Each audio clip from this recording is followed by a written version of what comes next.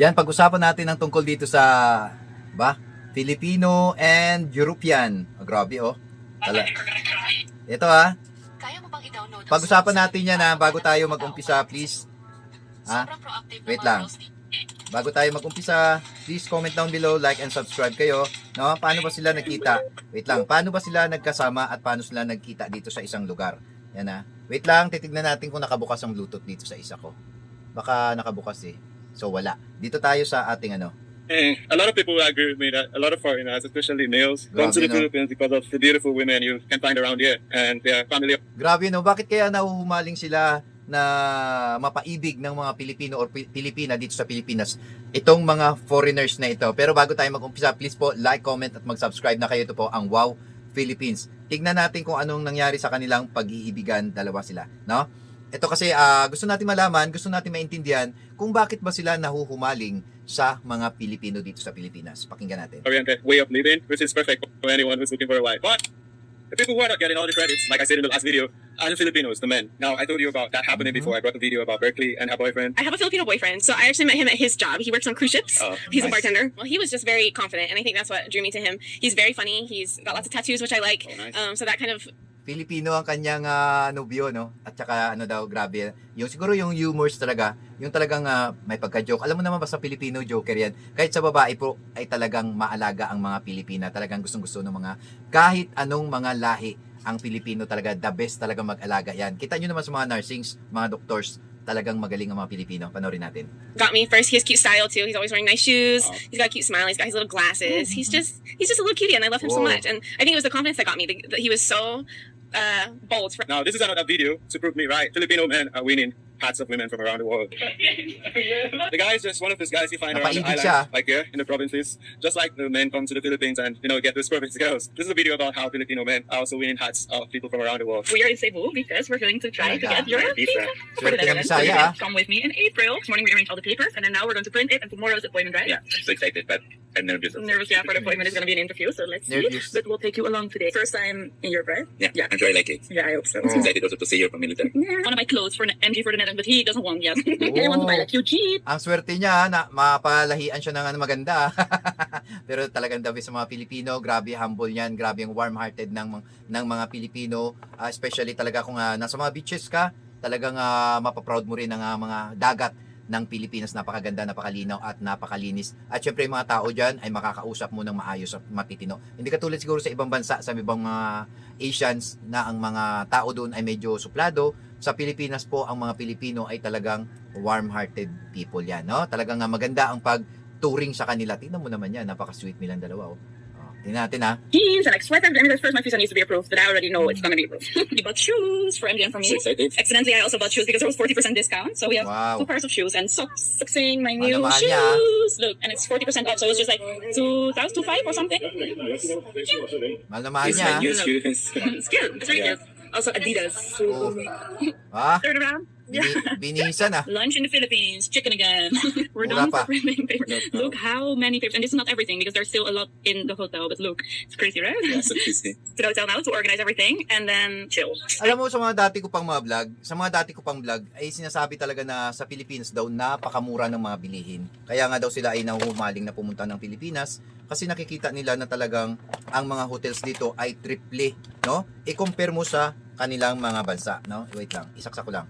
Yan, kasi malulubat na ako. Kaya dito sa Pilipinas talagang masasabi nila na mas mura talaga i-compare mo sa ibang bansa. Kasi sa Amerika nga daw, triple na ang bayad sa mga hotels, samantalang sa Pilipinas, ang 1,000 pesos mo or 1,500 mo ay talagang magtatagal ka na.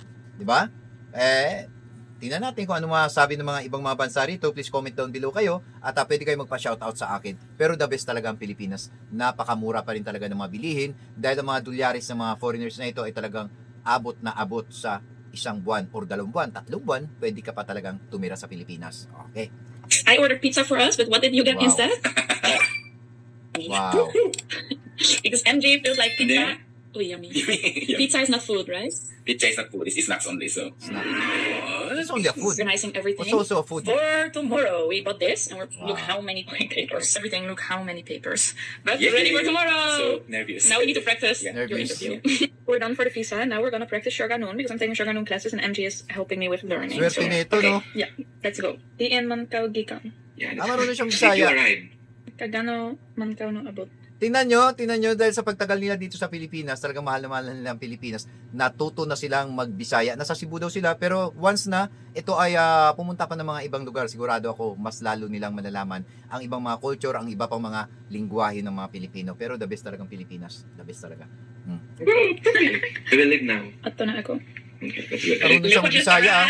MJ's visa, or not visa for the Netherlands. We went to Cebu to try to get his visa 2 weeks ago, and now it is delivered together with his passport. So if we open it, we know if he got a visa for it or not. So if it's not, I think we're gonna cry. So guys, just a quick one. It takes a lot of effort, to make these trips down to the islands and connect with foreigners who are actually experiencing the Philippines firsthand Grabe, no? and bring you their stories, insights that would help all the travelers. And also that would get Filipinos to understand what people actually who visit their country think about their country. So if you would like to support this channel and you want to get more honest opinions from foreigners and interviews like the one you've seen on this video, please don't forget to support by liking the video and also, more importantly, subscribing to the channel and hitting that notification bell so you don't miss out on any video. We're gonna go to the Netherlands in April. So here's another one. Wow.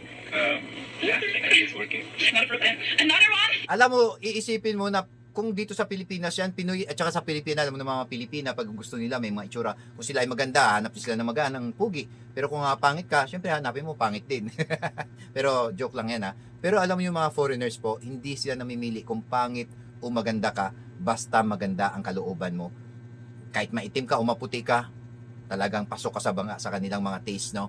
Ang kailangan kasi yung mahalin mo sila. Ganun po ang mga ugali ng mga foreigners. Kailangan marunong ka talaga sa kanilang mga gustong gawin. Kailangan support ka always. Para naman hindi sila talaga, hindi sila magalit, hindi sila parang mababa ang loob nila, na parang malulungkot sila. Kailangan galingan mo rin, no, ang pakikipagkasama sa kanila para matutunan kanila ng sobrang pagmamahal. Ganun po ang kanilang, ang iyong gagawin bilang isang Pilipino.